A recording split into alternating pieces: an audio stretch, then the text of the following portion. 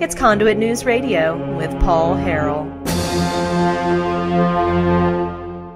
Jon Woods found guilty yesterday on 15 of 17 counts along with Randall Shelton. Joining us to talk and get his reaction is someone who was in the courtroom yesterday as the verdict came down. We have attorney Josh Waters is with us. Hey, Josh, welcome back, sir. Hey, good morning, Paul. Good morning to you. Hey, Josh, have you ever been on when we were doing Johnny Cash Fridays? I can't remember. Is this your first Johnny Cash Friday to be on the program? I'm not sure. Probably not, but it might be. I don't know. I don't know if you've ever been on Johnny. I don't know if you've ever been on. But anyway, yeah, we've had John a bunch, so yeah, probably you are. All right, so Josh, tell us, where were you when the jury was called back in and Jon Woods was found guilty? I was in the federal courtroom there. I was on row 5, towards the very end of that row. That's exactly where I was. And what was happening, Paul, is the judge was actually hearing from the attorneys on a question that the jurors had sent back earlier in the day, and he had sent a response back. And then in the middle of that kind of mini hearing, another note came back that the jury had reached a verdict. And so immediately the judge called them in, and they were in there, and he said, "Have you reached a verdict? Have you filled out all the forms?" But they had reached a verdict, but because there are 17 verdict forms they had to fill out individually, they actually had to go back to the jury room and finish filling those out and then come back again. So the suspense was, I think killing everyone to know, because for about 20 minutes, 15 minutes maybe, we knew there was a verdict, but they're still waiting on the jurors to fill out the forms. I was constantly refreshing the Conduit News Twitter feed. I saw the initial tweet, which was, they've reached a verdict. And then I was just feverishly refreshing constantly. Where is it? I understand there's one report this morning that said that there was some talk of a mistrial. Is that true? Well, that kind of has to be put into context, because the defense attorney, especially for Jon Woods, asked for a mistrial, I don't know how many times throughout the trial. So that was correct. He asked for a mistrial, but that was more for appeal purposes. It was quickly denied without really much discussion. Okay. So, yes, he asked for a mistrial during this, small hearing about the jury question, but he had asked for a mistrial, almost every other day. Mm-hmm. So Jon Woods found guilty on 15 of 17 counts. Randall Shelton also found guilty. I don't have the number in front of me, but I think was it 12 of 15 or something like that? Yes. Okay, 12 of 15. What was the reaction when the verdict was read in the courtroom? Did the defendants already know the outcome, or were they hearing it for the first time? No, everyone was hearing it, for the first time as it was being read for the judge. So no one knew it was read out by the judge for the first time for everyone. The reaction, there was no audible gasp or anyone breaking down crying really from the family and from the defendant.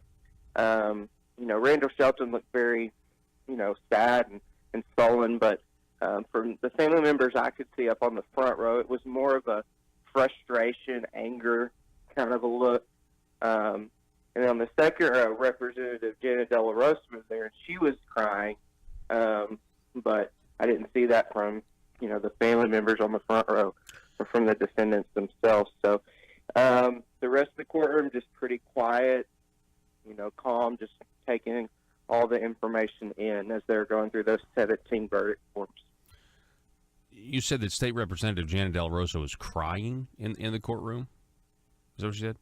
Yes. Okay. Yeah, she Go ahead. had been there the last several days, in the room waiting with former Senator Woods, and so she was very visibly upset when the verdict came in. What's interesting is and look, I know people are they're friends, quite frankly. I mean, if you look at the relationship that Janet De La Rosa has with Jon Woods, and her political action committee, Conservative Arkansas, which is not a conservative political action committee, but they certainly have the name to try to make people think that they're conservative.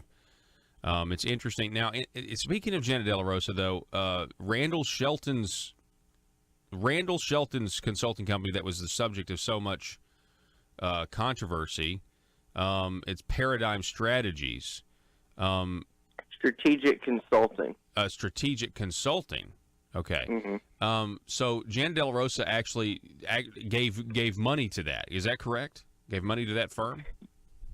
Yes, and that's something that came up twice in the case. The first time when they're actually putting the exhibit on, it showed Paradigm Strategic Consulting bank records. And, like you said, this was the consulting company that Randall Shelton had set up to funnel all this money through from Ecclesia College. And the jury decided yesterday this is a fraudulent entity that was set up to send kickbacks and bribes through. And the only other entity, Paul, that had sent any money in any way, according to these bank records that were brought out in court and brought up again in closing, was the Janet De La Rosa campaign. Was the only other entity that had directed money to this now what's been deemed a fraudulent entity for kickbacks and bribes. Well, and that didn't make it. What's weird, it's strange because I knew that came out. I mean, I know you were taking vigorous notes, but it didn't. That actually didn't make it in any of Doug Thompson's reporting. That one piece right there.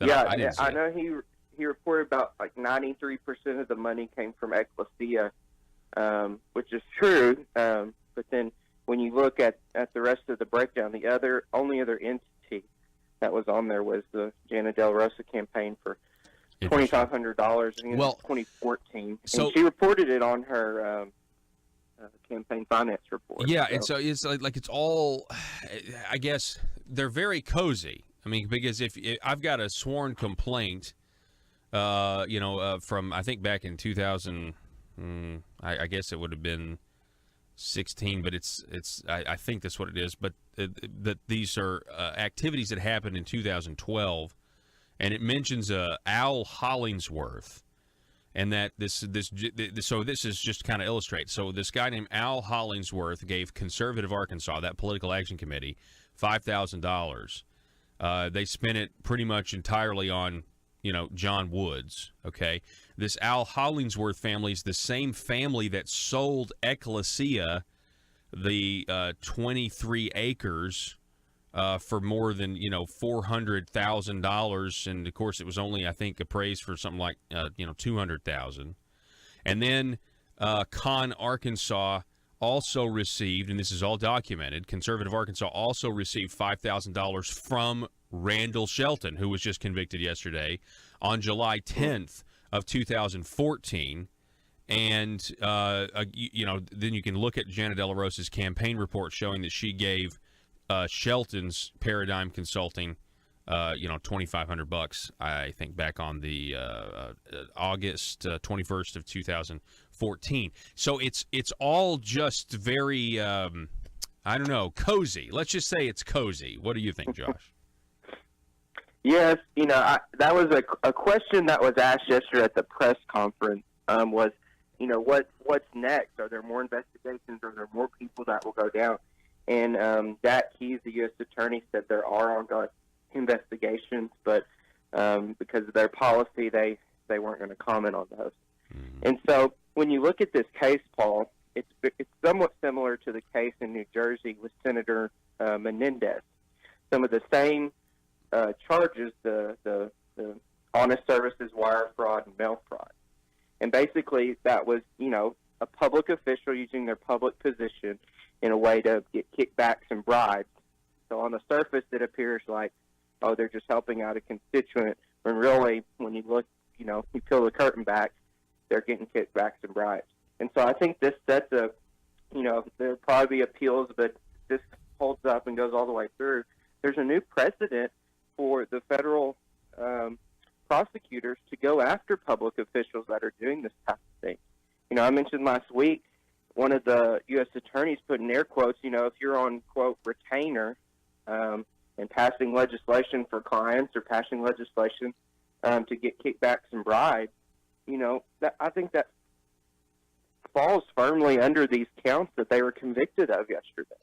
And so I think the investigations will keep going, and we'll just have to see if any other legislators fall because of all this. So you're talking about, okay, Josh Waters, you bring up a great point. You're talking about Senator Bob Menendez. He went up on these corruption charges, and then he got off. He beat the rap, and so a United States Senator from New Jersey beats the rap. But it was essentially the same type of claims or charges. They do get Jon Woods and Randall Shelton, so there's a new precedent. I mean, that is pretty fascinating. It is good that I'm glad that Dak Keith said, hey, look, we do have other investigations, because it's all, look, the more the media reports on this stuff, the more the media reports on Hank Wilkins and everything else, all that does is push our confidence level lower and lower and lower and lower in our government. And these prosecutors, I think they know that when somebody breaks the law, like this, and they're stealing other people's money, that when you see the conviction, it builds confidence up in the system. And I think that's what these U.S. attorneys want. I mean, that would be the ideal goal, right? So, we just can't, we're in a kind of another waiting game, I guess, and to see if there's going to be more shoes to drop. Yeah, Paul, I was thinking yesterday about this, and if it wasn't for this investigation, Jon Woods could be a senator right now. And unfortunately, what's been happening is these politicians who do this kind of a thing, they spend a lot of money covering up the fact or saying the opposite of what their record is. And so yesterday what we saw is, even though Jon Woods wasn't defeated necessarily at the ballot box, he was defeated ultimately from the jury box. A jury of his peers came back and, gave justice, and honestly justice for the people of Arkansas, to try to say, look, if these legislators do this and are corrupt and take these kickbacks and bribes, the federal prosecutors are going to come after them and put a stop to it, even if people aren't able to vote them out at the ballot box. I want to go back. Yeah, go ahead. Sorry. Go ahead. I want to go back to something that you said about at the press conference or in the court, talking about attorneys. So if you're an attorney and you are being paid a retainer, and then you are passing bills, that is illegal. Is essentially, is that to you kind of what the federal authorities are now trying to say? That's now the standard? I think so. This came up in jury instructions. This. The air quotes of retainer. And so I would argue it absolutely does. When you look at the elements of honest services wire fraud, and someone's taking a retainer, they're taking public action, an official act in their public position to try to help a client, knowing that they're going to be receiving personal benefit, personal income, through this retainer agreement. I think a lot of that could very well fulfill the elements of the crimes that Jon Woods and Randall Shelton were convicted of. And here's the thing. I think it could go even further than that. If that's the new standard, it could go even further than that. I mean, if you're an attorney and you're also a legislator and you are employed by a law firm, but being in the Arkansas General Assembly is your full-time job, and you're not an actual practicing attorney. I mean, what's the difference there? What's the difference? I mean, are you then all, not essentially, you're just kind of being paid to pass bills? I mean, that's what this gets down to, is what if you're being paid to pass legislation, then we can all agree that that's wrong. Like the extra money to pass legislation, that is not a system that we think is going to produce good government. We can agree there. Now, the question is, how do you reform things to where we can stop this stuff from happening? Yeah, I mean, you're an attorney. You're an attorney, Josh. I mean, tell me if I'm wrong here. No, I don't think you are, Paul. And if we don't know that this is happening, the only way he was convicted is because of this investigation, and they got all these bank records. They subpoenaed all these messages, and it took them 2.5 weeks to go through it with the jury and put it all out there is a very complex scheme. And we don't know how else that is going down in other parts of the state with other legislators. But one way we can know, or at least, kind of put the legislators on notice, like, hey, this information could get out there, is with transparency, is with disclosure of these transactions. Mm-hmm. Like Senator King with the Medicaid disclosure bill, like he tried to push for, like Senator Colin Smith and Senator Rice, who tried to basically close this loophole that may be actionable under federal law, try to close that loophole.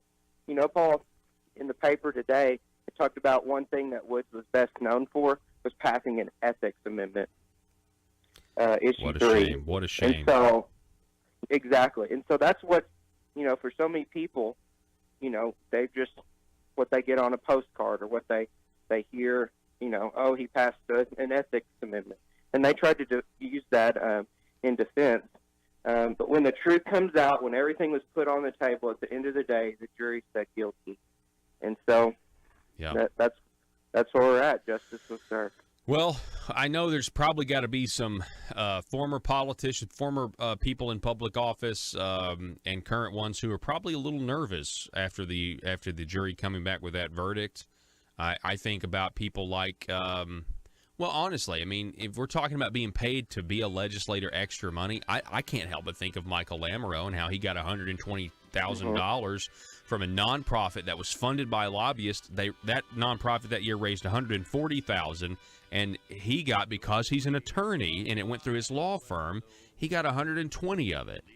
I mean, technically that's legal, right? But maybe not now with these new precedents and what the federal government is arguing and the conviction they got yesterday. So very interesting stuff. Josh Waters, attorney with Political Strategies, thank you so much for being with us, Josh. Absolutely. Thank you, Paul. Have a good day. Have a great weekend, folks. It's Johnny Cash Friday. We'll be back in just a moment.